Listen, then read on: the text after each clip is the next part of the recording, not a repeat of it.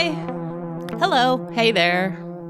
Welcome to Hugo Girl, a delightful Hugo Award-winning podcast in which we read/watch and discuss science fiction and fantasy properties which may or may not have won a Hugo Award and other stuff. I'm Amy. I'm Lori. I'm Haley. At the request of listener Kristen, today we are talking about The Sparrow by Mary Doria Russell, which was published in 1996.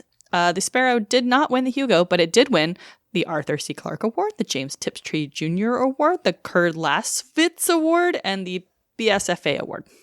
Good job. Congratulations to this book. And I'm going to go ahead and give all the trigger warnings. Yep. Yeah, I think that's a good idea. And also spoiler warning, because this book kind of has not exactly a twist, but It's spoilable. big build up to the end. And if you don't want it spoiled, just that's fair warning. But yeah, this book also has a lot of sexual violence and other violence. And like being mean to victims of violence. It's a lot. A lot of This book is shaming. a lot. A lot of shaming going on. Yeah. You know, I read this book 8 years ago for me and Amy's other book club before we had a book club. That's when I read it. Yeah. And I remember liking it. I didn't remember a ton about it. I remember Jesuits and spaceships, but this podcast has changed how I read books. Same. So, especially when I'm reading books for said podcast. So, it's definitely changed my opinion reading this one again. I had a lot more complaints this time around, for sure. Same. Do we have any housekeeping? Yes. Number one, on the subject of being a Hugo Award-winning podcast, I'm not going to talk about all the Hugo drama. There's a kerfluffle afoot. Oh, heavens to Betsy. But I listened to our friends narrated. I listened to their podcast, and their Lisa McCarty is one of the co-hosts, and she went to her home con called Aricia, and it sounded really fun. It sounded like kind of like a small Dragon Con. There's lots of cosplay, and she interviewed some authors, including Rika Aoki, who wrote Light from Uncommon Stars that I really love. So I liked hearing that. Anyway, at the top of that episode, they made a statement about the Hugo drama, and I just thought it was very thoughtful and very smart. And you guys haven't heard it, but please trust me when I say it seems like we could just co-sign it. And yeah, it was just nice and thoughtful, and that's all I have to say. I trust you, so I'll co-sign it. I feel like everybody go listen to it. We co-sign it. Yeah, well, and go listen to narrated too, because they are Hugo eligible for maybe a Hugo that will have normal voting. Maybe they're eligible. Who can say? Right? Yeah, just anyone can say that you're not eligible. It's a mystery now. Yeah. There's heavens. Cora Boulert has a really good rundown of everything on her website. Camestros Philapton also has been covering it heavily.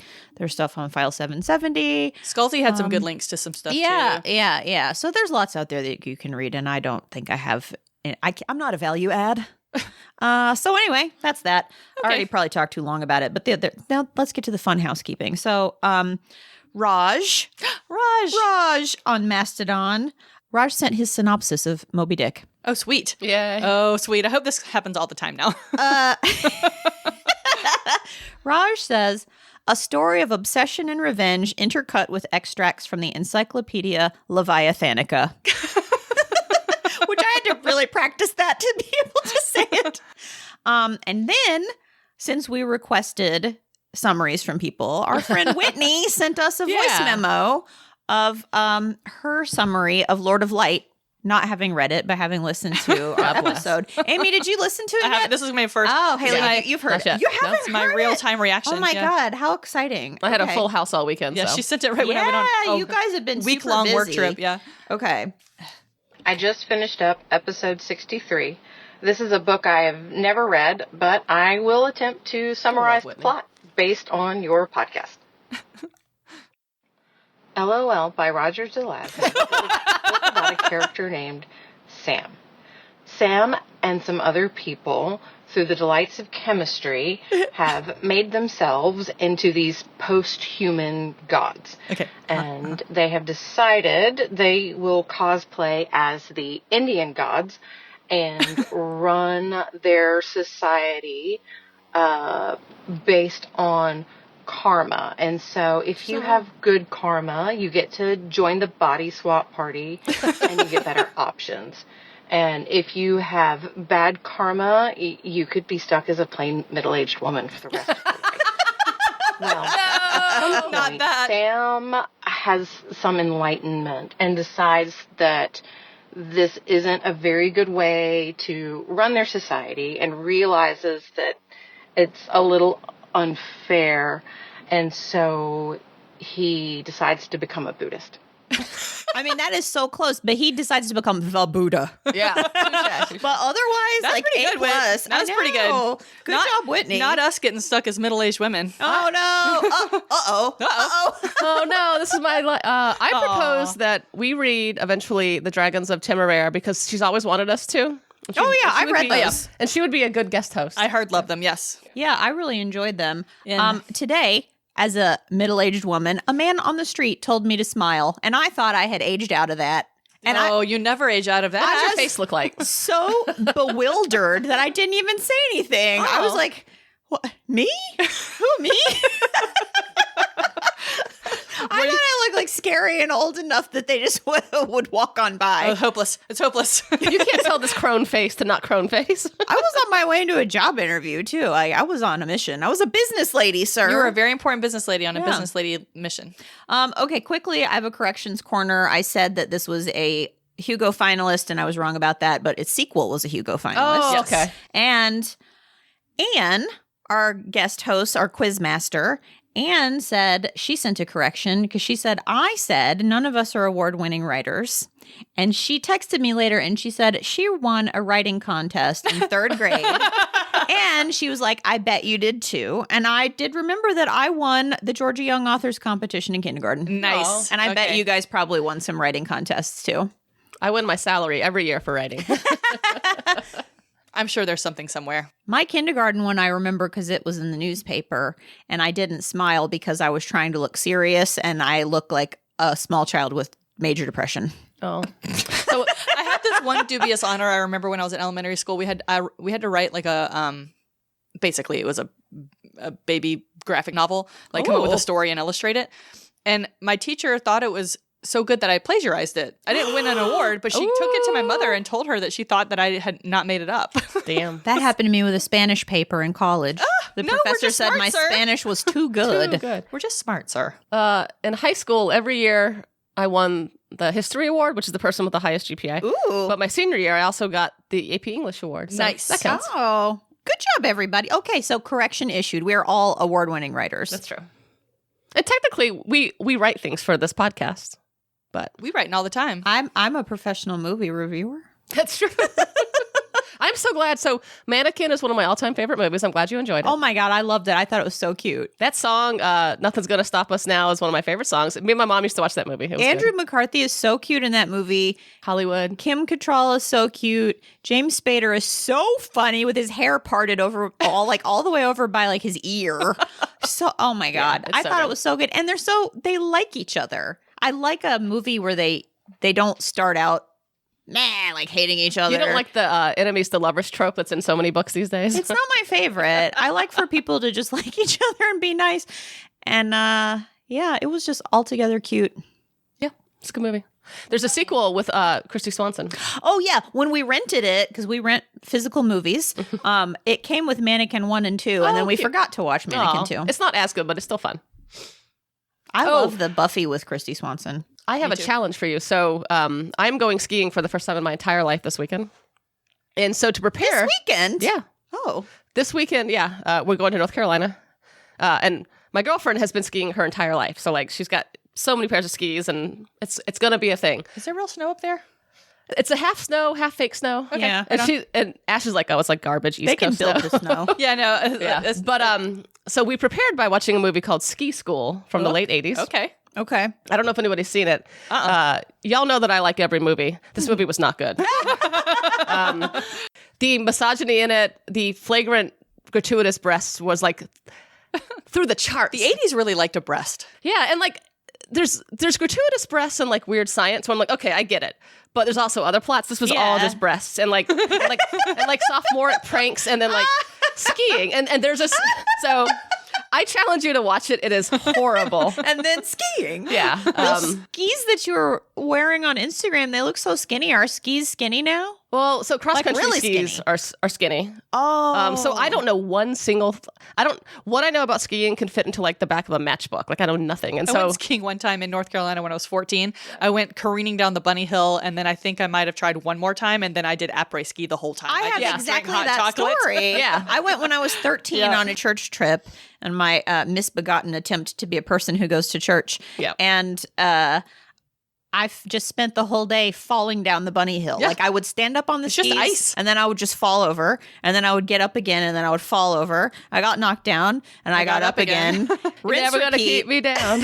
Well, so I'm gonna go to the. So if I don't love it, which is highly possible, I'm also a 40-year-old woman, but I am fairly athletic these days. I'm gonna bring books and just go drink at the ski lodge. Yes, that's the correct approach. I'm Yeah. going to surprise Ash. I got a hoodie that says après ski all day, which is very basic, but it's really cute. I think it's cute. I like that. When we went, one of the times that we went to Winnipeg, and we were like, oh, let's all go ice skating. And I have messed up feet, and I have not tried to put my feet in an ice skate probably in like 15 years, and I could not get my foot into the ice skate. And then Kevin's dad has weird knees or something, and he also does not ice skate. So Kevin's dad and I did après ice skate Right. while Kevin and his mom went Perfect. ice skating. I was in my Stay by the fire. I was in my first real snow this weekend. I was in Snoqualmie. Oh, yeah. And I So made super- my first real snow angel, which looks a Aw, lot yeah. different when it's not just like a centimeter of snow on some dirt. Yes. Yeah, and I learned to. I sledded. Yay. Oh, that's fun. Slewed. Slad. Who did you slay? I slayed. I fell off twice, and then the third time I finally made it to the bottom of the hill. But the problem with sledding is that you sled real fun to the bottom of the hill, and then you got to get back up the hill. Yeah. Well, that's the beauty of skiing is that they have all kinds of Yeah, contraptions. I needed a lift. Apparently, there's these things called magic carpets, and it's like a travelator. I've seen those. There's all kinds of things. Like That's this is such a fun. new world for Where me, was my and it's wild. travelator? I don't know. I think you should get your money back. It's almost like we don't want to talk about Let's this rape talk story. about this Jesuits in Space book. I apologize for the length of this. I couldn't figure out how to make this short. The first third of this novel explores the lives of the principal characters and their relationships to one another. So despite all the plot I'm about to give you, really this book centers character and individual psychology, or tries to. True. The middle third watches these characters interact with the unknown and incorporate new information into their worldview, and the last third sees willfully ignorant but well-meaning mistakes leading to destruction and fundamental change. That's my disclaimer for the plot summary. Okay. The book tells its story in two parallel plot lines, the 2019 plot line and the 2060 plot line. In the 2060 plot line, Jesuit priest Emilio Sandoz has returned to Earth from a mission to the planet Rakat. Rakat? Rakat. He is the sole survivor of an original crew of 8, rescued by a subsequent expedition from Earth to Rakat. 40 years have passed on Earth, but only about 4 have passed for Emilio. Mysteries and rumors about the fate of the Jesuit expedition abound. Knowing only some of the details about the trip, people believe Emilio is a murderer and turned from the priesthood to sex work. The Jesuits sequester Emilio in Italy to recuperate, as he is in very bad physical, mental, and spiritual shape. After he heals a bit, the Jesuits start investigating. Emilio tells his story and wrestles with extreme guilt and a crisis of faith. In flashback, we learn the story of the Rakat mission and Emilio's belief that God has led him there. 2019. We're going back in time. 2019, the SETI program at Arecibo Observatory in Puerto Rico catches a broadcast of what seems to be alien choral music coming from somewhere near Alpha Centauri. True to their scholarly and exploratory roots, the Society of the Jesuits put together an expedition to find the source of the broadcast and learn what there is to know about Earth's newfound neighbors. Emilio Sandoz, 5 of his besties, and 2 other Jesuits take off and head toward Rakat full of optimism. After arrival, they meet a peaceful sentient species called the Runa. The humans later learn there's a second predatory species called the Janata on Rakat. The crew gets to know an ambitious Janata merchant named Supari Vajayjay. Supari. And they start trading with him. Despite 2 deaths to natural causes, all goes fairly well until the humans teach the Runa agriculture. This indirectly leads to the Runa having a bunch of babies, which the Janatas show up to cull because it turns out the Runa are food. Feeling very responsible for this turn of events, 4 crew members die protecting the Runa babies from the Janata. Seeds of a Runa revolution are planted. After the slaughter, the 2 remaining crew members, Emilio and fellow Jesuit Mark Robichaud, are captured and taken to the Janata capital city. The merchant Supari arranges for the men to be given an honorary procedure to disfigure their hands to create useless long fingers. This will make them dependents of Supari, a privileged position in Janata society. After the process kills Mark, Emilio is alone, helpless, wounded, and feeling abandoned by God. In this state, Supari sells Emilio to the local noble, the Reshtar of Galatna.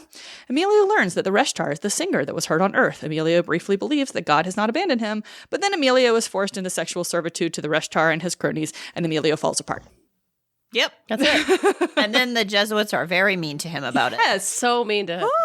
So I spent so many times reading this book thinking about what they did to his hands. Yeah. So I couldn't even picture it. So basically what they did is, and if anybody out there could see my hands. Yeah, everybody take a look at Amy's you hands. know that I was right. This is like when I listen to the podcast version of Dateline, and they just pull the audio straight off of the TV show, and they're like, look at these footprints. And I'm like, yeah, okay, I see them. I just said this is going to be good radar, but I meant radio. So what they do is they basically split your metacarpals this way so that your fingers are long and dangly.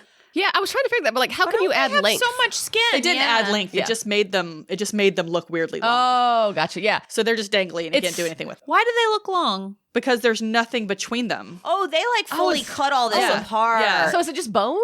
They sew it back together. I guess it's like it's your fingers start at your wrist, basically, kinda. yeah. Like It's so gross. Ew. It's like some of the most intense body horror I've read in a novel ever. I kind of kept imagining like the Slender Man hands. I think that's what. It was hard to imagine, but it was very grotesque. Yes, it's awful to think of. Yeah.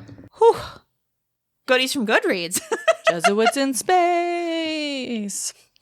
Catherine from Goodreads gave it 2 stars, and there's 3 separate sentences I want to mention. So, first one is, really the climax is when Sandoz explains to his shocked superiors that actually he was not working voluntarily as a prostitute in an alien brothel, but he had been forced into sexual slavery, and in making his confession begins to heal his emotional scars. We'll get into that later. 2, nothing on Rakat even approached the alienness of, say, an octopus, which is a criticism of how, like, it's 2 bipedal mammals that we meet on the planet. And then the third one is, why the hell did all the characters in 2060 spend so much time quoting to each other Young Frankenstein and the Princess Bride? I know. I had a feeling that Laurie Martin didn't even think about it. It's so funny because I instantly thought of Laurie because you did not like Ready Player One because they just like quote from movies and stuff. So, I didn't like Ready Player One because they list things. I don't necessarily mind the quotes. Now, to be fair, that's true. It's a little different. we quote movies from the 80s to each other all the time. And that is 40 years prior to this moment. Yeah. And that's what they're doing. I mean, people quote those movies a lot. I think tonally it's weird in this book. Notice the tone is so weird in this book. I want to get to that. Yeah. Okay. Was that it? That was it. Yeah, that was it.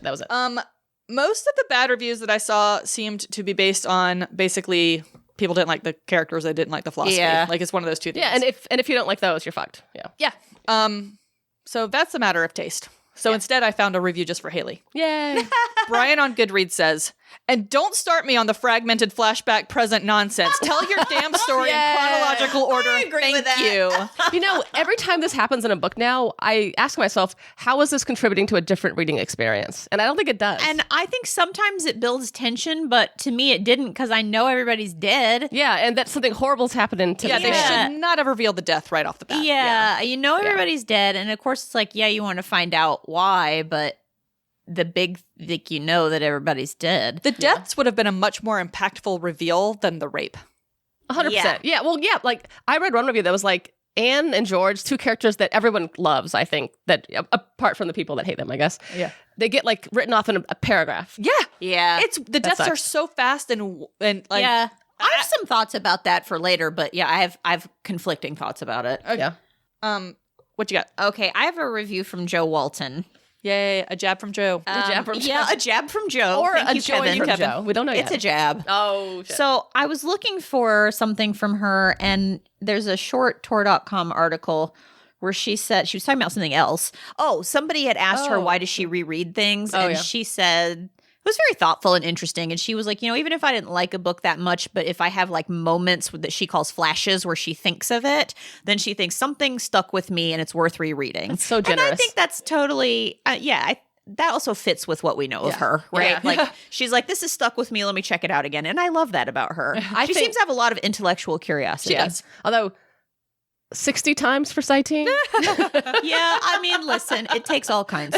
I'm just going to assume that's hyperbole. Also, I love her and her little hat. Oh, no, she's wonderful. I just, Perhaps. that I book. know. So she said, as a kind of a throwaway line, or what probably was supposed to be a throwaway line, she said, "If I really hate a book, I am never going to reread it. And this was the case even when I was a little kid. Nothing would induce me to reread The Sparrow or Xenocide or Grunts." Wow. I don't know what Grunts is, but Xenocide is definitely the weakest of the Ender's Game books. So I was like, wow, she doesn't elaborate. But then in the comments, someone said, well, why all the hate for The Sparrow? And so she said, "I've written about The Sparrow on Usenet, but the post may have spontaneously combusted in the intervening time.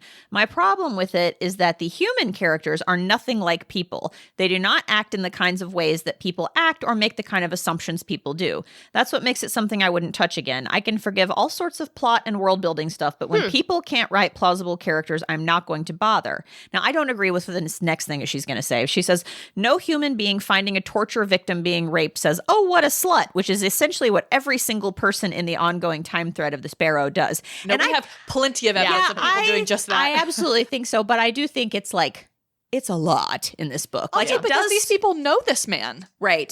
And no one ever bothers to ask him, which I do find Now, to be fair, he wasn't talking very much. that's true. It's confusing, though. I asked myself that, too. Why did they not give him the benefit of the doubt? Yeah, absolutely, sexual assault victims are just people will just say, "Oh, you're just a slut." So I don't The rape necessarily shield agree with defense, that. yeah. But I also think this book takes it pretty far. And then she says, "You might be able to convince me that there's someone so lacking in compassion and common sense that they'd think that, but not that everyone would. Stuff and nonsense." I don't agree that these characters aren't plausible. I love some of the characters. But I do have some thoughts about the whole character thing, because one of the quotes I read, this was Alder Fern on another Chicago magazine, which I can link. It was pretty good. It was a really good write-up. She said, "The most fantastic element of the book isn't the religion or the space travel, but the way people behave.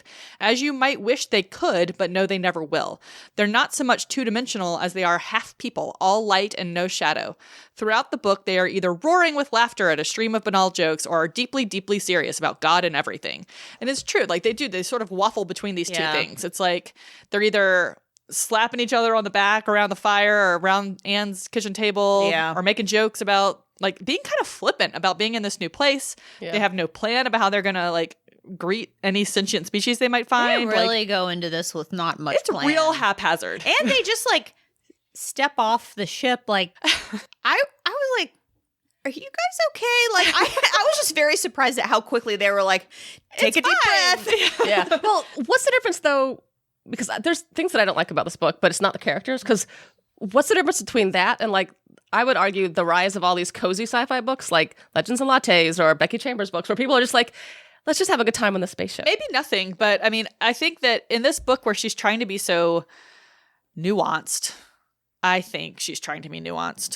these characters, no one is bad. There's no foil for any of the characters. It's That's people true. people good, Janata bad. That's really much, that's all you get. And then I think that you could argue about whether the Janata are actually bad, but the people are all just, they all go there, you fall in love with them, and they all die. That's Yeah. that's what happens with them. And so something about I liked them too. I enjoyed reading their I loved Anne with my whole heart. So I didn't like Anne. Oh. So she's the stand-in for Mary. Mary is also a paleoanthropologist. She also was raised Catholic and went agnostic. Anne is? Yeah. Oh, I interesting. thought she was complex because I can't stop thinking about the thing. She labels this elderly couple as do-gooder liberals, but Anne says things like the president should be a Republican from Texas. Oh. and I keep thinking about that because I think she is an interesting person. I don't know. I think that Anne is probably more complex because we get more of her interiority, That's I true, guess. yeah, she talks about the boys. The parts where she talks about or thinks to herself about her body, about how it's weird that she thinks Emilio's kind of hot but also feels maternal toward him, and so she grapples with those things. So I think maybe she's a little more complicated than the other characters. Yeah. The only reason I don't like her because I don't like her. It's not that I don't like her because I think that Mary did a bad job with her. You just don't like the character. I don't like people who are on all the time, and Anne is a person who is on all the time, and so in real life I find that very exhausting. Because you kind of, at least for me, I feel like I have to keep up with like the constant banter. And so I just don't like to be around people like that. It makes me very tired. Like I was there were a couple scenes where she was in companionable silence with someone and I was like, thank God. So I think she seems like a good person and probably the most realistic person. But I think if I knew her, I'd be like, yes, that's my nice neighbor, but I don't want to have dinner there every night. But it did make me think that maybe she's very authentic. It's interesting who she chose to give us interiority about, because like we get it with Amelia, we get it with Anne, and we get it sometimes with DW, or is that right? DW? I like that he was gay. Yeah. Yes. If I had to when he died, I was so glad I was relieved of having to read his dialogue. And then we get some of Jimmy in the beginning, but then we kind of never go back to Jimmy, really. Jimmy's just a good guy. He's just a good guy. He's and tall. Sophia, I think she tries to give us some of her interiority, but it's so wooden. She's just cold. Yeah, it's hard. It's hard. I'm sure she has trauma from being. Oh, for sure. I just found subjected, it difficult to connect with who that person was, Yeah. I guess. I think at a certain point, I was just reading this book as a page turner. I wanted to know what horrible thing was It happening. is a page turner.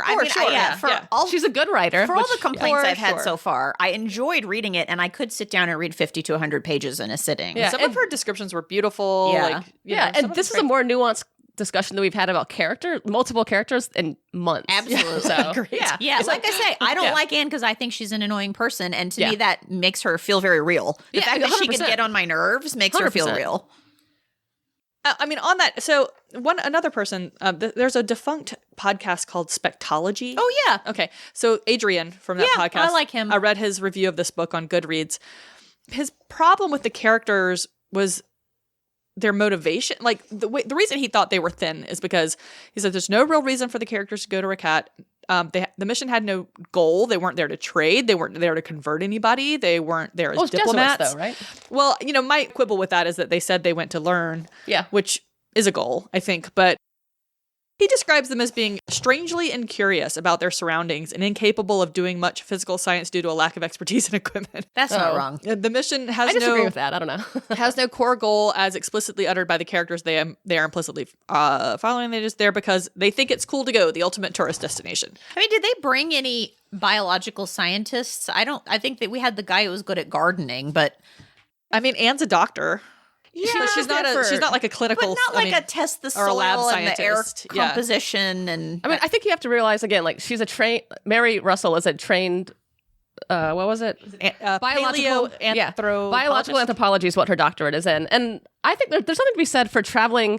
It's kind of like Jane Goodall going to observe the chimps. Like, you don't go because it's a vacation. Like, these people gave up their entire lives. Everyone they know would be dead. Yeah, I didn't mind the idea that they went just out of curiosity. What about the fact that they sent these people? Well, that's the most unrealistic part. Yeah. They wouldn't send an Yeah. elderly couple, a random guy from Arecibo. They're like, well, I don't know. I want to bring all my friends, and they're like, yeah, okay, we'll spend $1 billion for you to take your At friends. least. Do you think God put these people together so that Obvi. they would all go together? I think it depends on what your religious, like as an atheist. No, I'm asking you guys. Yeah, as an atheist, I glossed no. over every single part that discussed God because Yeah. it doesn't apply to me. I read so many reviews that criticized the theology of this book and said the theology was wrong, and I was like, well, she could have told me anything. See, and I would have been same. like, I read different things that were like, so what? It's theodicy, right? It's like it's grappling with the idea that if you believe in an omniscient, It's the justification all the of the ways omnis. of God to man. well, no. It's if you believe in an omni whatever God, like he Yeah. can do everything, he knows everything, he's always doing everything, meddling. Then how do you explain bad things happening to Yeah. people?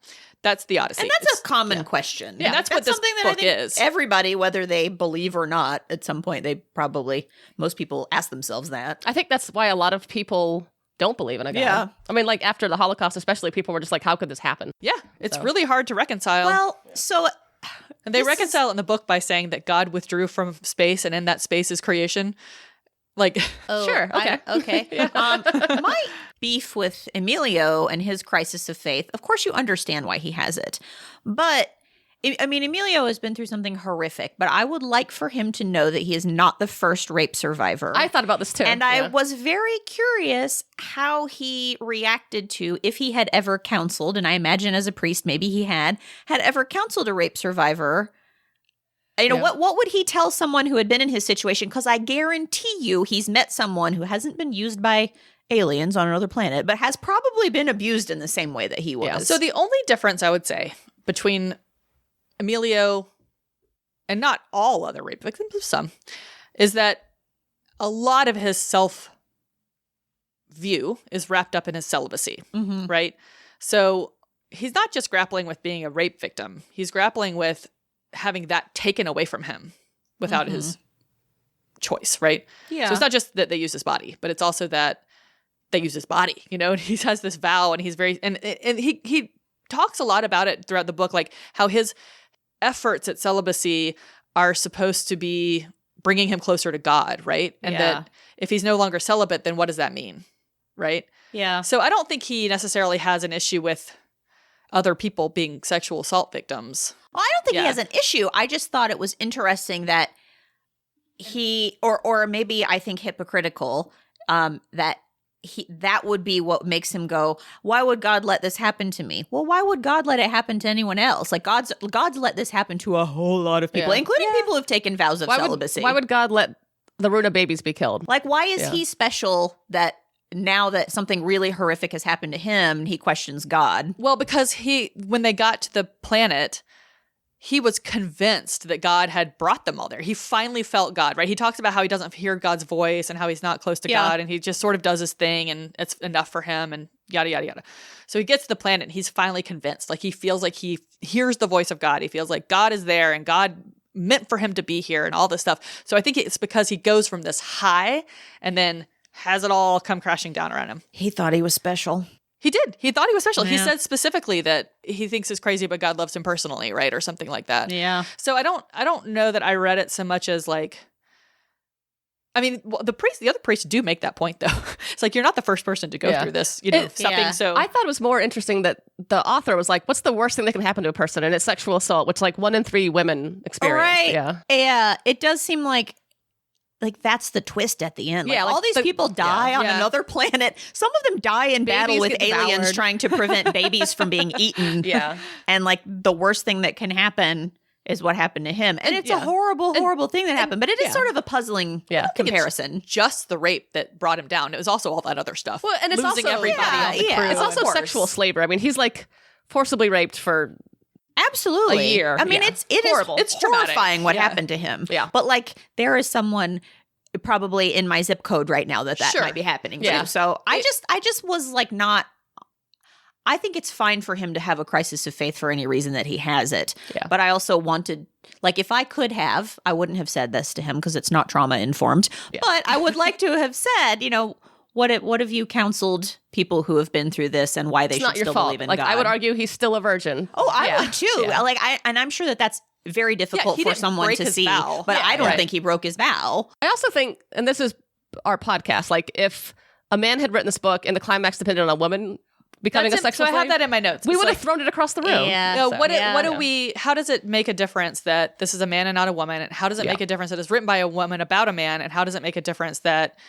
it's what was my other thing? It was like the fact that it was Yeah. a priest or something. Probably. Well, it seems like God, and I know there's so many trigger warnings from the beginning, and we're talking about sexual assault a lot, but like a woman getting raped seems like, oh, that sucks. But like a man getting raped is the worst thing that's ever happened. Yeah. Yeah. and does They and are treated differently. Oh, 100%. In like and I don't know. In some ways, you know, you act like it's worse, but then at the same time, there's more stigma around it for a man to report it. Yeah, that's true.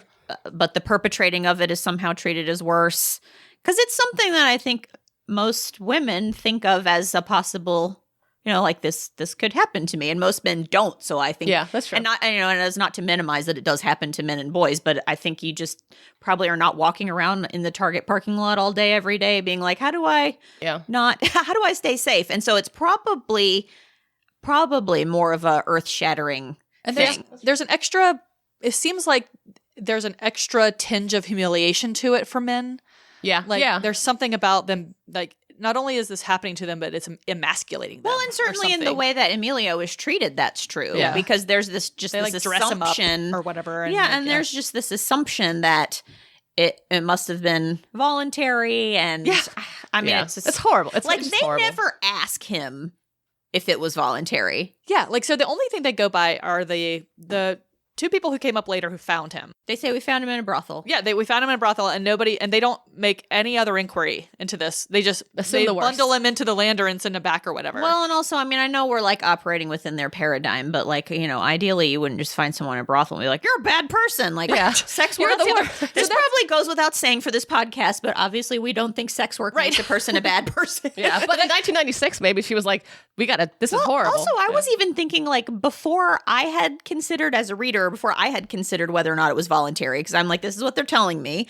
If he was doing, listen, if I am on a planet 40 years from home and I don't have a way to support myself, to do something. Yeah. Well, is that? Was he supposed to starve? I guess. Yeah. Some of the priests seemed, even when they thought that's what was going on, they seemed sympathetic. Some of them did. Yeah. The ones who were like directly assigned to him. Yeah. Did. And then the ones who knew him. And this also goes to Sophia. So Sophia is the other person in this book who we know worked as a sex worker. And that one's a little harder. Work is a strong word for me there. She was a child. Yes. And she was doing she was surviving. She was surviving. It was sexual slavery. And what they say about her too is interesting in this book, because she spends a lot of time not wanting to tell people about this because she's ashamed of it. Mm-hmm. Like it's bad what she did, right? And then Sandoz finds out in the middle of his big thing about what's wrong with him now that this happened to him. He finds out about her. And there's this paragraph about whether he thinks it would have made a difference, like, you know, in his view of her. And it's just like, how dare you, sir? Yeah. I mean, I guess I can sympathize with him asking himself that question and wondering, like, would I have treated her? What kind of person was I? Sure. Not knowing what I know now, would I have treated her differently? But it's just a whole nother subplot of talking about a person who does this for survival as gross. Right. You know? Yeah. There's a lot of sexual things in this book that I think don't have to be there. I don't think Sophia needs redemption, I guess, is what I'm getting at. I don't and there's this arc where she gets healing for her. So she finally tells not redemption. Jimmy. Yeah, so she falls in love with Jimmy. And she tells Jimmy, and Jimmy has a lovely response. He's like, I just love you, you know, whatever, it's fine. But I didn't like that she needed that. I mean, yes, Like, she needs absolution from Jimmy. I agree with you that I don't think that, but I also can easily see how someone who has been through that may need that reassurance. Yeah. Especially given like what people are indoctrinated with and just the shame. I mean, you know, also this was 20 years ago. Yeah. But I mean, even today, there's shame around it. Like I felt like I needed to say out loud that people do sex work and that's fine. And that's work. So even today, there's so much stigma around it. So Sure. I understand why sure. she would feel that way and that she might worry that someone would think differently of her. So I was okay with her having like really complicated, horrible feelings about it, even if we think, you know, on a larger social scale, that shouldn't be the case. I guess I wish she would have resolved it herself rather than having some guy tell her it's okay. Well, I don't Maybe know. that's my only beef with it. I don't know. Yeah, that makes sense. I mean, but I think if you have a lot of shame around something, having the person that you really love tell you it's okay is very meaningful. And then she can let go of worrying about it, because it might be one of those things where she feels the need to tell him. She's afraid he's going to judge her, because many people would. She's not wrong about that. As we're seeing. And so, yeah. And so for him to say, it doesn't matter to me, probably is very freeing for her. So I get that. I mean, it's not the world we want. I buy it, Lori. But it is the world we live in, you know? Yeah, and like, you know, she can. It's not good storytelling to be like, and I'm good. That's true. And for a new sexual partner grappling with someone's sexual past, Sure. that's hard for anybody. Some men are mad you had a boyfriend before. Can you imagine? Yep. Me, personally? I mean, I never had a boyfriend before. I liked a lot of the linguistic aspects, but I loved my linguistics classes in college. So I like the linguistic stuff too. So apparently she lifted the language. So I was going to actually talk about this as colonization. So to come up with the language, she said, I didn't want either Slavic or Romance influence to creep into the alien languages. So I bought travelers' phrase books for Nepali, which served as the basis for Kasan, and Quechua, I'm going to butcher that, which was the basis for Rwanda. I would flip through the books looking for words that were distinctive visually and aurally and had a nice sound. Why did she not want it to have a romance or a Slavic influence? Oh, because it's That very identifiable. makes maybe? me think of that article I read about the wind-up girl that was like, Orientalism in genre fiction, or is your own culture not weird enough? So this is It was like what something like that. It's like what would sound weird to Westerners? What's alien? These things. Oh, dear. Yeah. But I did like the linguistic stuff that was in the book. Yeah, the idea of the like here and not here thing was so It's fascinating. But I thought there was one part where Sophia was not grasping something that like I, as a reader who is not as smart as Sophia, was Did you know that Sophia's really smart and pretty? Yeah, I did know that. She's like distractingly pretty. Oh my God.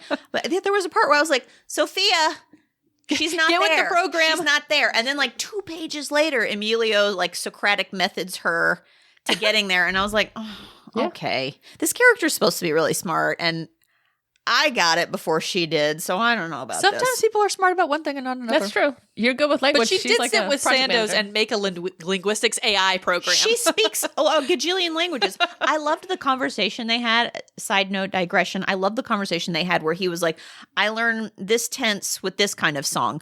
That is, I actually, cool. I also do that. Like, if I can remember a certain like cliched phrase or something, then that helps me remember how to say something in particular. So I that felt sort of familiar to me. And it was not something that I set out to do. I'm not like, oh, if I want to learn the words for wanting something, then I think of a love song. I have not done that intentionally, but there are definitely like phrases that I know that help me remember how to say things. Why couldn't he, like, it seems weird that he didn't also learn the Janata language? Sandoz? I think he spent less time with them, maybe.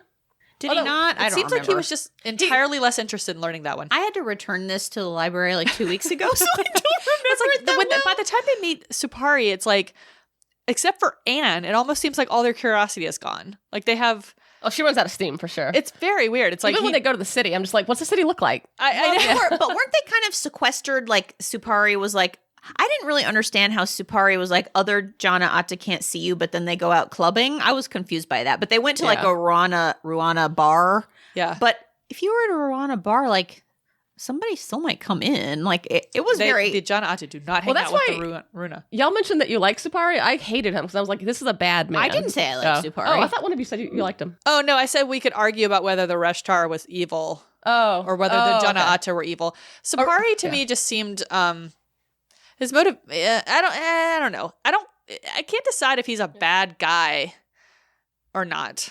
I think he's a bad guy. I think he does bad things, but it's hard to judge that, like, because it's a totally different society than ours. So, yeah. And he's trying to make sure that he's going to be okay because he's on like he's born into a low rung of society. And he also thought he got Emilio and Mark's consent to that weird hand surgery. Right. Oh, I meant about like the sexual slavery. Well, that's a horrible thing to do, but I don't know. Yeah. I don't know how they see it. And do we know if Supari knew that's what he was going to be used for? I can't remember. Well, that's what makes me think about I think so, because like he was naked and the guy That's was true. like, That's doesn't he true. look cute? And Well, what I thought of when I was reading, the reason I think I'm struggling with that is because how many times have colonizers or explorers found another culture and decided that they were heathens or evil or whatever because they have absolutely no understanding of the way they operate and have no curiosity about the way they operate, right? So, yes, to me, destroying Emilio's hands and selling him into sexual slavery is bad. So I Those are got bad things to do. in college for proposing this in my ethics class because, ethics are relative. Like your society thinks, but are there universal truths? Like is killing a baby, like is there a planet where Nazis are the good guys? And is that okay? I mean, but when you say Nazi, I think that's I understand where you're going with it. But like Nazis are the people we imagine as Nazis, right? So our Nazis are always going to be bad on any country. People that participate in ethnic cleansing. Is there a planet where that could be seen as like the highest good? I don't know. yeah, I mean, is it evil that the Jana Atta eat the Runa? To us, is yes, it evil? but- I don't know. I mean, the Runa seem for the most part like They're fine. You know. Yeah, I mean, if you were to ask chickens in factory farms, they would be like, I can't even talk. So. I mean, if there was a predator and prey species, and for those following along at home, the Jana Atta are the predators of the Runa, who are the prey. You have predator and prey species, and they both become sentient, right? How do you reconcile that? Because the predator still has to eat, right? And that's their primary food source. Yeah. So if you can create a situation where people have more or less mutually beneficial lives, except for that sometimes they have to eat them, it seems okay to me. I don't know. Yeah, I mean, I actually kind of adhere to ethical relativism. It depends on, if your society says one thing. I mean, but then the argument is like, well, there's people that knew that slavery is bad in the 1850s and they were fighting against it. So, right. Yeah. Are there universal truths that are, this is bad, this is good? We haven't been shown anybody who independently thought that the arrangement between the Janata and the Runa was bad, right? Like what you're giving them the benefit of the doubt, and they didn't know about the eating until the very end, and then it resulted in like this huge riot. So, yeah, ethics is weird, man. I got an A in that class, but it was all just like, I don't know, man. That's the answer. I don't know. Yeah, no one knows. It is hard to say, and I think some of my favorite aspects of science fiction do that. Like that's where I think this kind of softer anthropological approach is very like Ursula Le Guin-esque. So, on the ethics question, the moral compass or the moral center, I guess, of this book is a Catholic one. True. The Catholics have a checkered past. That's truly. What? I know. Jesuits were the Inquisition, by the way. I hadn't heard. Yeah. Well, and so is that a good moral compass for us to have? I don't know. And interesting, the author eventually would convert to Judaism. I know. Like, so I was the opposite of Jesuits, I would argue. So, like, okay, so we want to judge Supari and the Janata or whatever, but let's look at what the Catholics have done, shall we? Yeah. And this was written before the sex scandal in the Catholic Church. Yeah, I mean, the things were happening. It just wasn't mainstream news yet. Yeah. So I'm wondering if this book gets published now this way, which, I mean, I guess it could, but I think it's a whole nother nuance on it if you write it now. Well, and the book that people say this one is based off of, I forget the name of it, but it was another book about Jesuits. That 1958 one? Yeah. Like, that was from the 50s. Like, would somebody in 2024 write about the Jesuits? I don't know. I mean, yeah, sure. I don't know. I just think that there's if you're reading the story of Emilio Sandoz, who meets God, and then God fucks him. No. What does that do for the children who are meeting their priests? And then the priests, I mean, it's like, there's a weird parallel there. Yeah, for sure. Yeah. I don't know. Can I say some silly things? Sure can. Yes. I was delighted that everyone had scurvy. Oh, yeah. That's what happens, man. That's the Moby Dick tie-in. I liked it when they called... Franklin Expedition tie-in. I liked it when they incorrectly called Jimmy Dr. Quinn, because that made me think of Michaela Quinn, Medicine Dr. Woman. Quinn, Medicine Woman. And I also really liked all the silly names they gave to the indigenous fauna. Oh, yeah. Richard Nixon was my favorite. My favorite was Little Green Guys. Yeah. The Eat-Me's and the Elephant Birds, Hoppers and Walkies, the All-Black Jesuits and the Brown Franciscans, that's pretty funny, Scummies and Crawlers, Hose Noses and Squirrel Tails, Little Green Guys, Bluebacks and Flower Faces, and Richard Nixons. Richard Nixon. So cute. And that was another thing that felt very real to me, especially if you have like not biological scientists. They're like, I don't know, there's another little green guy. And that's just what they started calling them. So I did, while I don't find it super believable that just a gaggle of regular people would be sent on this expedition, some of it did make it much easier to identify with them. So like when I read Project Hail Mary, or when I read part of and then abandoned The Martian, those are fun books and they're page turners, but I don't identify with all the science that he's doing, but I do identify with being like a little green guy, and then it just sticks and they start calling it that. Oh, yeah. Their approach to this world is probably a lot of what we would all do. One of the reasons that I liked the group of people that went, though, is because it kind of reminded me of how Shackleton picked people that he knew he would work well with. Oh, that's true. I love that. Yeah. So, even though the characters, like Robichaux, he's French, that's all I really know about him, but, they all... And he's hot. And to your point earlier, they all seem to like each other, and I like that a lot. That is true. Robichaux is hot. Father, Alan what a waste. Kind of a dick. They call him Father, what a waste. What a waste. Yeah. I think my joke earlier, his name... Or he's from Vajayjay, but Vajayjay is very funny. Vajayjay is very funny. I kept laughing at that. I like the part where DW gives the advice, son, sometimes it's enough just to act like less of a shithead. I think that's very good advice.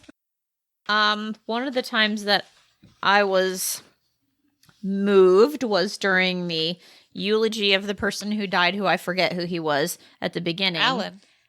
And he said...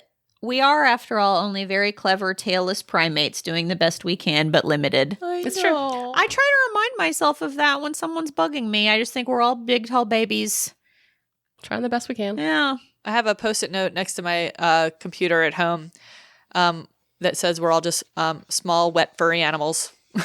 It's like, it's true. Yeah. I like to say that we're all ambulatory wet computers Ew. Ew. because our brains are wet. I think I'm going to stick with tall babies. Tall babies. Yeah. Yeah. Those were all of my talking points. I wanted to mention the book When the Sparrow Falls, which is where the title comes from. Is that Bible quote, Amy? It's Pop quiz, Amy? It is a Bible quote. And When the Sparrow Falls, very good book by Neil Sharpson. Go get it. Read it. I loved it. What's Talking that about? the Bible quote is actually so the When the Sparrow Falls is about a future communist Yeah, kind of. Yeah. situation. There's AI Oh, yeah. involved, and then AI gets put in a body, and hilarity ensues. This book reminded me of the Very first, good, though. the first book of Hyperion with the weird cruciform people. Absolutely. Yeah. Yeah. And I meant to say, her good world building, I think, is in Children of God. So if you've never read the sequel, it's basically the second half of the story. I put that on my library list, so I am gonna It's read good. it. I liked this enough that I want to read the second. Yeah. She also writes books about the Old West, so she's got a book I know. about Doc Holliday. She went that I right. love. She went right to historical fiction after Yeah, this. and if you like the characters, and I know that she's very divisive, like she wrote a book about Doc Holliday, and then a book about the OK Corral. Yeah. So, yeah. I think it's cute that people keep, even though this is the 90s, 30 years ago, like people keep imagining aliens as being bipedal mammals. Like, I want something weird as Yeah, shit. what is like blue humans is what people say about Star Yeah, Trek. or It's like just grays, you know, the big Yeah. eyes. Like, I want to see like a weird, like silicon-based life form that we can't even identify. Yeah, I pictured these people kind of like monkey kangaroos.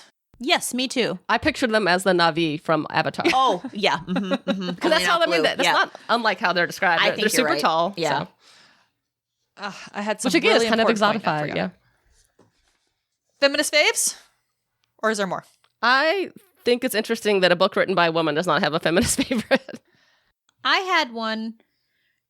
George was a retired engineer who worked as an unpaid part-time docent giving tours to school children and day trippers. His wife was a doctor. Yay! That is good. That is good. That is good.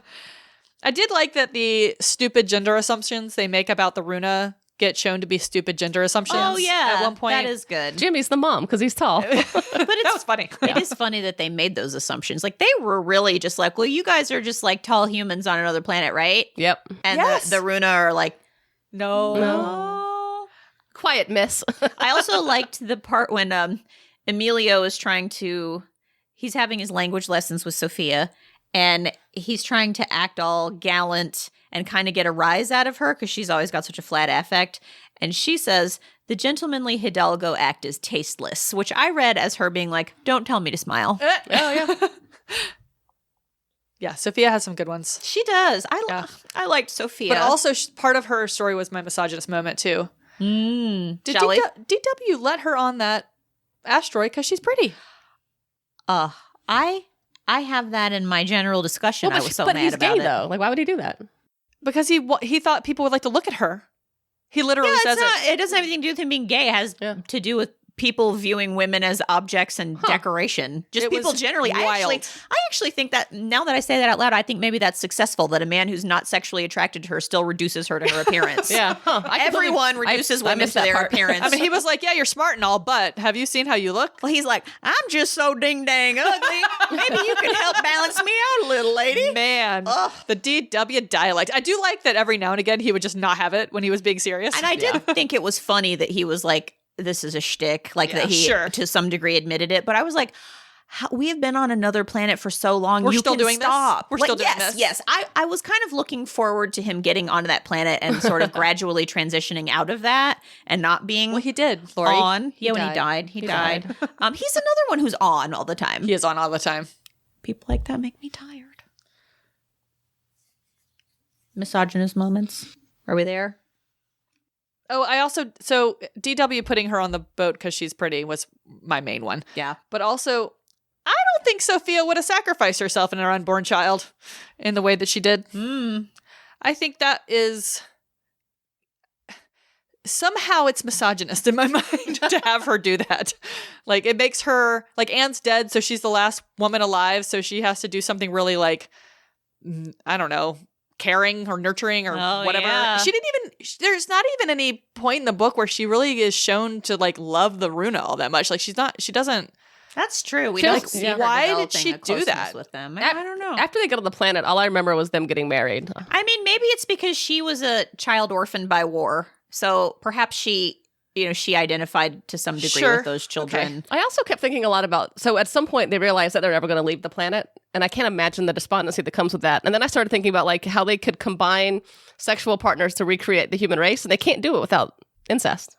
Why didn't they assume another expedition would come eventually? I mean, I guess there's no chance. There's no saying it would come while they were alive. 100%, yeah. Yeah. So, Yeah. and like half the world doesn't even know that they're gone, I think. Also, that was another thing.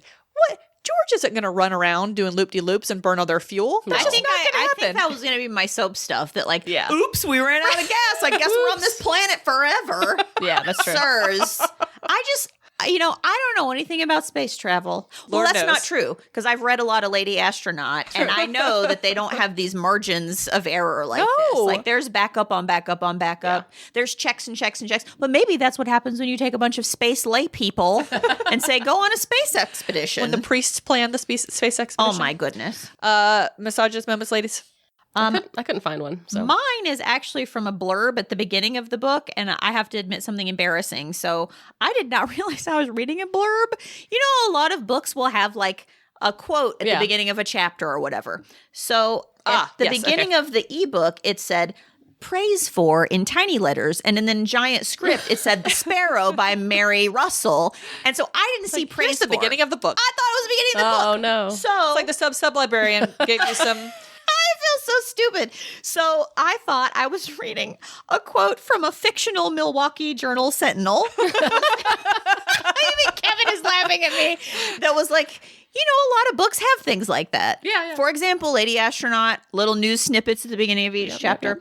Okay, so anyway, it lists the characters in the book as follows. 4 Jesuit priests, a young astronomer, a physician, her engineer husband, and a child prostitute turned computer expert. Are you serious? Yes, that's the first thing I read when I opened this book, and I thought it was the beginning of the book. And I was like, motherfucker. And then I thought about how it would be like calling me a telemarketer turned lawyer, because I was a telemarketer for 4 months when I was 17. lady A turned Hallmark lawyer. retailer turned lawyer. I was so aggravated about it. I was like, man, if you go through that in life, you can never leave it behind. It's always going to be like, you're a this, but now you're a grown-up lady with a regular job, a job that people find I respectable. bet a man wrote that blurb. I was so aggravated by it. Yeah.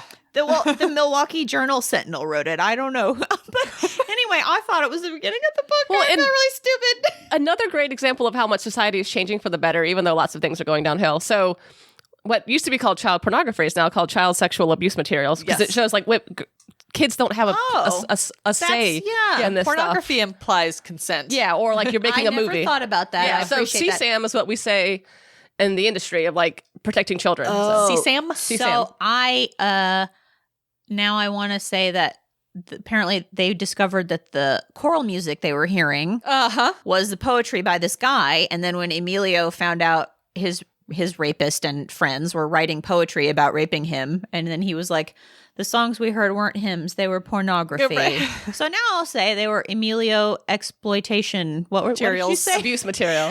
Emilio abuse materials. You know, this movie has a lot that it takes from the book and the movie Contact. So in Contact, they wrestle with this too. Like, Yeah. what does it mean for your belief in God if you see meet but- another species? But even so even in Contact, though, the first radio signal they get from aliens is a rebroadcast of what the first radio signal sent out from humanity. Oh, yeah. And that's Hitler. Yeah. In like the 1936 Olympics. So then they're like all in their room and they're like, oh no. Yeah. But then it's like they have no context for this. They're just like, we heard you. Echo, exactly. echo, yeah. echo. And so then this is like, here's our sexual assault song.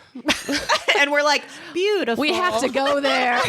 We must meet them. Exactly. So that's Oh, funny. no. I never thought about that until right now. It's like that's the other side of other culture and comprehension is like on one hand you'll say, oh, they're doing these things, they're awful, and you don't understand what they're doing. And the other hand you say, this thing they're doing is beautiful, and you don't Yep. understand what they're doing. I mean, there's some songs that I would not want to send to outer space. No. But they are there.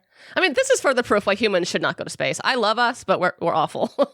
I don't think Genuine's pony should be sent out. Well, but that at least sounds like fun. There's like You know, she, And also, that's an Yeah. invitation. It's a Yeah. it's a request for do you consent? If That's you're true. horny, I guess. let's do it. there's a lot worse songs that could go out there. No, you're right. What was that song that guy Alan Thicke's son wrote? Oh, what rhymes with hug me? Blurred lines. Blurred that Lines. Yeah, that might be a worse one. Boob talk. Surprisingly chaste book, except for the horrible rape scenes. Right. So I have when Emilio remembers a dance instructor in Madrid who was describing, for some reason, the ideal Spanish dancer. And among other things, she says, the breasts like a bull's horns. That's right. But suave, no rigido. Has she seen boobs? Mine are that pointy. Soft, not stiff. They're Bull's like a horns. bull's horns, but they're soft, Bull's not horns. stiff. Bull's horns are very thin and pointy. Well, have you seen the bras from the 40s? Yeah, Yeah. I don't know what to make of it, but it was Yeah. funny. There was a lot of food in this book. A lot of fantastical Oh my food. God, so much. The twigs really stood out. I kept thinking about the twigs. I don't know what they So were. many twigs. I had food in bags like toothpaste tubes on the ship, and Yep. they said a very food. good vichyssoise. Is that how you Vichyssoise. say it? Yeah. What French is a soup. vichyssoise? It's a French soup. It's funny to think about a soup in a toothpaste tube, and they said it was an excellent vichyssoise. And I was like, "Are you sure?" I don't think would be excellent. And I liked their I have a bunch. Do you guys have any you want to go? I don't want to steal anybody's. The only other one I was going to talk about was cafe, Cafe. the coffee beans. Every time Anne made dinner, I was happy. So. I really Anne liked. made some good dinners. She did. She liked a theme. I thought it was so funny that so they're very into smells on what is it called? Rakat. They're very into smells, and they have a few coffee beans, and these coffee beans they like circumnavigate the planet with people being like, the smells, but then they hate the taste, which is funny. Okay, Kevin's showing me vichyssoise. Oh, pureed leeks, potatoes, and onions. Okay, I like all of those, but sounds just good. to look at the bowl of white doesn't look so I good. know lots of people who like to smell coffee but not taste coffee. True. Yes. Okay, so it's an acquired taste. True. So the first cooked meal in space, that was fun. Once they had enough gravity to actually do cooking instead of eat out of toothpaste tubes, they had spaghetti with red sauce, a salad made with Wolverton veggies, and a nice Chianti for concentrate. I ate his fava beans. Specified it was for concentrate. I ate a liver with some fava beans. So and a this nice weekend, I Chianti. bought for the first time in my life dried fava beans, and I got to figure out how to cook them.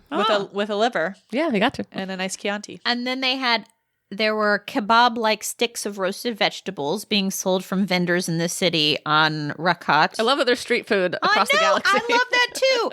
Yeah, I love that. That's a unifying theme. Everybody wants to grab a quick bite from a cart. Yep. true. On other city food, they had roasted meats, soups, extraordinary things that appeared to be seafood stuffed with pastes or something savory, and then formed somehow into loaves and sliced. I like the something and the somehow. Something. And Like, I can't even fruits- imagine it. and fruits they had not seen before, and many kinds of vegetables, plain and with sauces, carved or cunningly left whole.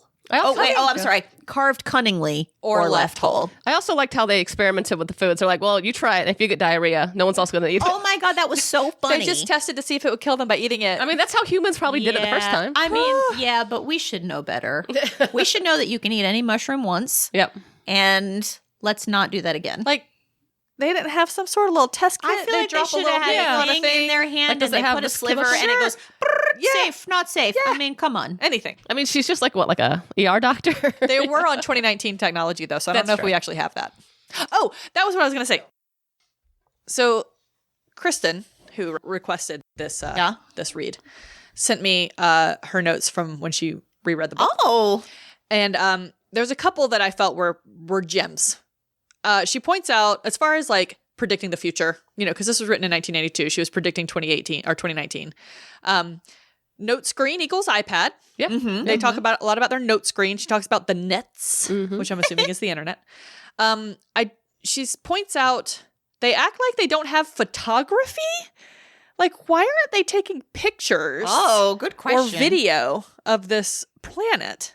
I guess I just assumed it's because they didn't have iPhones. But I cameras guess are right in there. 1992 they didn't have cell phones, but they have video cameras. Yeah, yeah, I and, don't know. disposable cameras. Yeah, I mean, there's probably a million things that she left out of this book. She probably just won't talk about it. but they had Mark Robichaud drawing like court, like a court never thought person. he's like on a boat expedition. How they would have a botanist who would draw the things. that Yes, he's Mr. Goodsir. Yeah. No, Dr. Oh, that's true. That's true. Dr. Goodsir. She missed Cleveland losing the World Series by 2 years. Oh, that's pretty good, though. Oh, Yeah. I don't know anything about that. Well, she had Cleveland losing the World Series in 2018 or something like that. Sports time. Yeah, sports time. Gardens and food equal fertile? Does eating a lot make me horny? No. Well,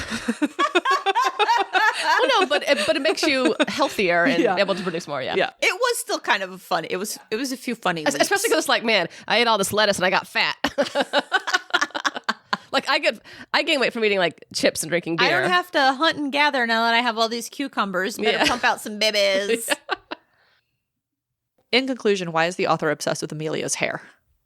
It's so luscious. It's so luscious and black and always falling over his forehead and hiding his eyes, and then it goes I gray. know something. I'm about ready for there to be a man objectified for having flowing, wild, untamable locks. I'm fine with it. I didn't have the ebook of this, and so I feel like I read it less closely because I couldn't take notes as easily. But how many?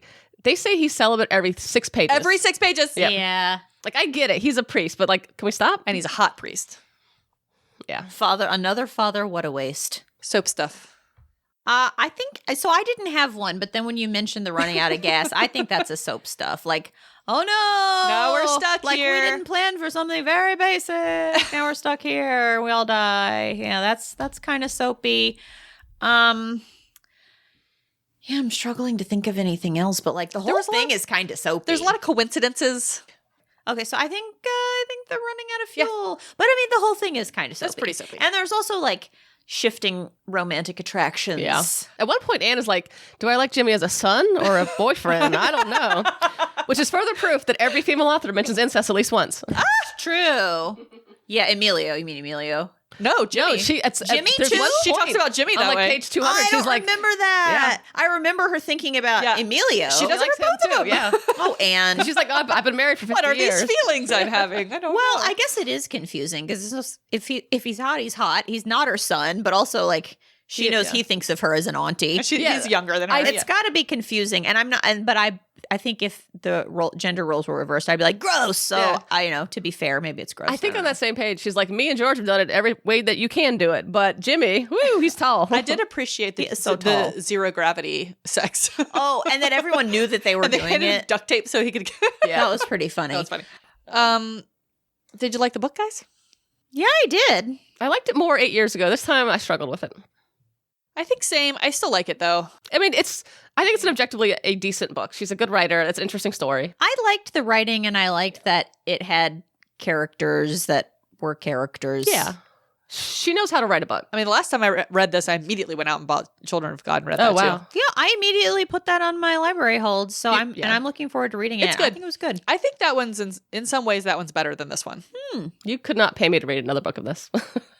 It's less moralizing, I think. Is rape the climax in this book? No. Yeah, I mean, I definitely am aggravated by that, but Yeah, I just felt like the reading was good. I was was never great, yeah. like, I better read this book, yeah. Yeah. Yeah, It she's kind of, and some of the repetition was sort of like with Connie. Yeah, it's where good. like I like reading the book, but I'm like, Yeah. I know the bell is ringing, ma'am. Yeah. Jimmy is tall. Sophia is beautiful. I know. Yep, yep, yep. But I felt that it was good enough that I still liked it. Yep. Yeah. Recommended. Star Wars or Lord of the Rings? Oh, Lord of the Rings. I couldn't figure it out. I said Star Wars because of the ancient meddling religious group. I like that. I just thought they were buddies trekking around. It in is the a buddy woods. trek. There's a lot of breakfast. It's a Yeah. There is a lot of eating. It's a lot of eating. Yeah, Yeah. Okay. It's both. yeah. I don't feel strongly about it. Yeah. Mealy mouth answer to that question. No. Maybe it's Star Trek because they go and meet blue humans. There- Blue humans? There's a lot of people that say this book is not science fiction, which I disagree with, but Yeah, I read some of that too, and they were like, no. I mean, I don't see how it's. I kind of was describing this book to someone I was around this weekend, and I was like, it's science fiction in the loosest sense. Like, they go to another planet, but it's basically Columbus. So, Yeah. Yeah, they definitely could have just been on another continent in a different time. yeah, 100%. Yeah, that's true. What's next? Space Whales of Moby Dick. Yeah, Yes, that's the right. wind whales of Ishmael. Oh, was it? Space Whales of Moby Dick. That's the book I'm writing. I'm sorry. Space. Somebody on 100%. I was like, I'm going to say it before recommended Lori. it. Here I go. Completely wrong. I wrote it down somewhere who recommended it, and And I'm happy that this is my reward for having to DM Lord of Light. but look what a good job you did because Whitney nailed That's it. true. That's a good point. I didn't There's a write it bunch down. What's the coming out. matter with me? I'll find it out and I'll say it at the beginning of the next episode. Okay. Well, on that note, bye. Bye. Bye. You go, girl. You go, girl. You go, girl. A hilarious podcast. Sometimes room tone feels longer than others. That's true. Some agree. room tones are bigger than others. It's like sometimes room tone is when you're on an asteroid heading to Alpha Centauri. Sometimes room tone is a bag of holding.